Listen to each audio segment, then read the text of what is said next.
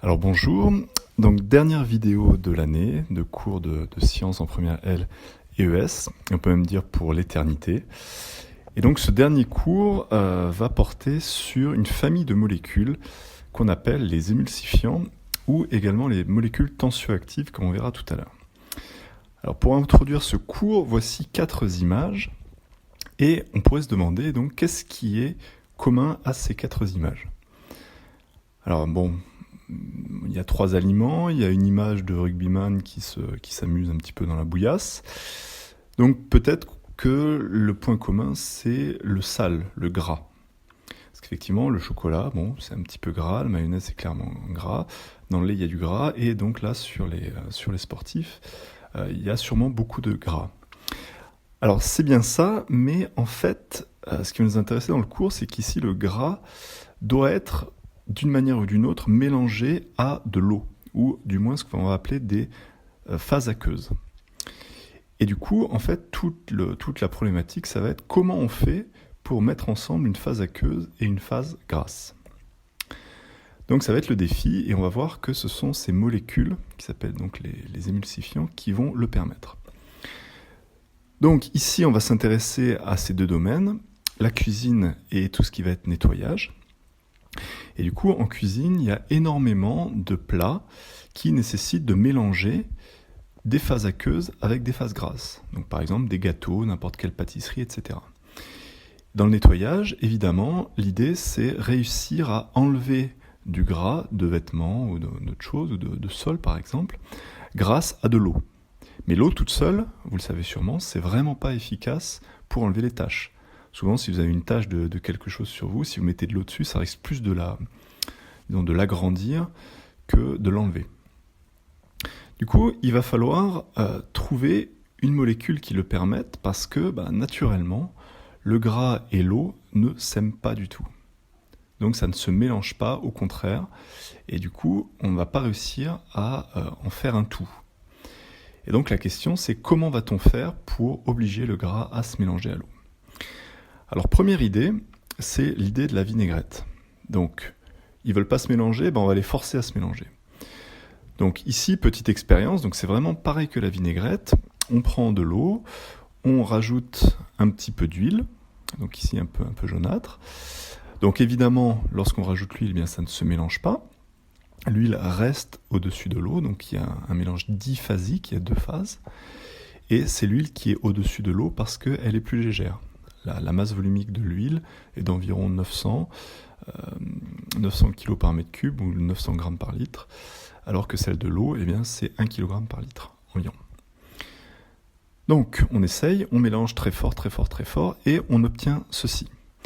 Alors ceci, déjà on remarque, c'est un aspect un peu laiteux, et c'est blanc, donc ça n'a pas la même couleur que l'huile. Donc ça a l'air à peu près homogène. Donc on peut dire qu'on a un mélange à peu près homogène. Eh bien ça, c'est ce qu'on va appeler, donc c'est un terme qui est très important, c'est ce qu'on va appeler une émulsion. Donc en fait un mélange d'une phase aqueuse et d'une phase grasse, comme ceci, donc qui a cet aspect laiteux, diffusant, c'est ce qu'on appelle une émulsion. Donc on pourrait se dire, c'est bon, on a réussi, on a gagné, on a réussi à mélanger l'eau et l'huile. Sauf qu'au bout de quelques secondes ou quelques dizaines de secondes, on voit clairement que l'huile se sépare à nouveau de l'eau. Donc en fait, ce mélange, il n'était pas stable. Il s'est, entre guillemets, défait très rapidement pour redonner les 2 phases initiales. Donc une émulsion, c'est en fait un mélange, mais éphémère, d'une phase aqueuse et d'une phase grasse. Alors on a tous fait cette expérience, on mélange très fort la vinaigrette, on a l'impression d'avoir enfin le mélange qui est parfait, et puis au bout de quelques secondes, on la passe au voisin, la vinaigrette, et puis c'est à nouveau l'huile avec le vinaigre en dessous. Donc comment peut-on faire pour rendre cette émulsion stable ? Alors avant ça, il va falloir comprendre comment ça fonctionne, pourquoi ici les 2 phases sont à nouveau séparées. En fait, quand on mélange les 2 phases avec une fourchette ou en agitant très fort, Eh bien, il faut comprendre que la phase grasse, qui est ici minoritaire, va se décomposer en micro-gouttelettes, et les micro-gouttelettes vont être en suspension dans l'eau. Et c'est en fait ces micro-gouttelettes qui font cet aspect laiteux ou nuageux, parce que c'est exactement ce qui se passe dans les nuages. Les nuages, ce sont des micro-gouttelettes d'eau ou de glace qui, entre guillemets, flottent. Donc voilà ici l'émulsion. Les petites gouttelettes d'huile sont mélangées dans le vinaigre ou l'eau dans l'expérience. Alors pourquoi ce n'est pas stable ? Eh bien c'est parce que vous savez tous que le fait qu'un objet soit à une certaine température, soit chaud, ça se traduit par de l'agitation microscopique. Donc ça veut dire que eh bien, les gouttelettes ne restent pas comme ça, elles bougent dans tous les sens. Ce qui fait qu'à un moment donné, une gouttelette, par exemple celle-ci, va en rencontrer une autre. Or, quand elles vont se rencontrer, eh bien elles vont rencontrer, entre guillemets, quelqu'un qui est comme elles.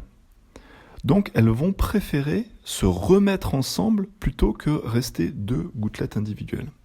Donc en fait, il va y avoir une fusion des gouttelettes à partir du moment où elles se rencontrent. Donc là, hop, celle-là va fusionner avec celle-là, etc., etc. Et donc au cours du temps, ces collisions de gouttelettes vont former des beaucoup plus grosses gouttelettes. Et à ce moment-là, une fois que les gouttelettes sont assez grosses, eh bien, il va y avoir ce qu'on appelle la poussée d'Archimède, qui va forcer les gouttelettes à aller flotter au-dessus de l'eau, comme ceci. Et donc elles vont toutes être poussées vers le haut, et elles vont toutes refusionner pour refaire ici la couche d'huile. Donc on se retrouve ici avec le mélange diphasique. Donc pour résumer, ça va être important pour la conclusion, ce qui force l'émulsion à se retransformer en mélange diphasique, c'est la température. C'est le fait que les micro-gouttelettes vont se rencontrer à nouveau, vont se rentrer dedans, et donc faire des plus grosses gouttes qui vont à nouveau faire les deux phases. Voilà, donc il va falloir trouver une solution pour empêcher ce phénomène de se produire si on veut que le mélange puisse être stable. Et donc, l'une des solutions, c'est une solution chimique, ça va être rajouter des molécules qui vont empêcher ça. Et ces molécules, bien sûr, c'est ce qu'on va appeler les émulsifiants, ou également, dans le domaine du nettoyage, ce qu'on va appeler des molécules tensioactives. Donc il y a deux noms différents, mais le principe de fonctionnement est exactement le même, et on va utiliser le même schéma explicatif pour ces deux types de molécules. Donc des molécules émulsifiantes, il en existe plusieurs, de nombreuses, mais si vous avez déjà eu la curiosité de regarder derrière certains produits alimentaires, eh bien vous aurez remarqué que très souvent, les émulsifiants sont des lécithines, et notamment des lécithines de soja ou de tournesol. Donc on va rajouter ces molécules, mais ce rajout, en fait, il peut être parfois naturel. En fait, on connaît tous une émulsion qui est stable, c'est la mayonnaise. Alors, du coup, on peut peut-être chercher qu'est-ce qui, dans la mayonnaise, a le rôle de l'émulsifiant. Donc la mayonnaise, fondamentalement, c'est du vinaigre, de la moutarde et du jaune d'œuf, auquel on ajoute petit à petit de l'huile. Ça peut être n'importe quel type d'huile, ça peut être de l'huile de tournesol, de l'huile d'olive, n'importe quelle huile. On agite très fort, et normalement, la mayonnaise monte. Donc ça se mélange, ça forme cette phase qu'on connaît bien, et ça reste stable plusieurs jours sans aucun problème. Donc pour faire de la mayonnaise, il faut deux choses. Il faut d'une part casser les deux phases, un peu comme on a fait dans la précédente expérience quand on a voulu faire la vinaigrette. Donc ça permet de forcer à se mélanger l'huile et la phase aqueuse, donc qui est constituée du mélange vinaigre-moutarde, jaune d'œuf. Et donc il y a la présence d'une ou de plusieurs molécules stabilisatrices, donc les molécules émulsifiantes. Alors on peut se demander, mais qu'est-ce qui apporte ces molécules ? Où sont-elles ? Eh bien, vous l'avez peut-être deviné, c'est le jaune d'œuf. Donc le jaune d'œuf, c'est lui qui apporte ces molécules émulsifiantes. Et c'est pour ça que le jaune d'œuf est très très très souvent utilisé en cuisine. C'est parce que c'est lui qui va apporter cette stabilisation du mélange entre phase aqueuse et phase grasse. Donc dans la majorité des gâteaux, par exemple, dans lesquels par exemple il y a du beurre, eh bien on va rajouter un jaune d'œuf ou plusieurs jaunes d'œuf pour créer cette émulsion stable et donc permettre au gâteau de rester tel qu'il est plusieurs jours de suite. Donc on est en science, et maintenant il reste à comprendre comment marchent ces molécules. Quelles sont-elles et comment fonctionnent-elles pour stabiliser les émulsions ?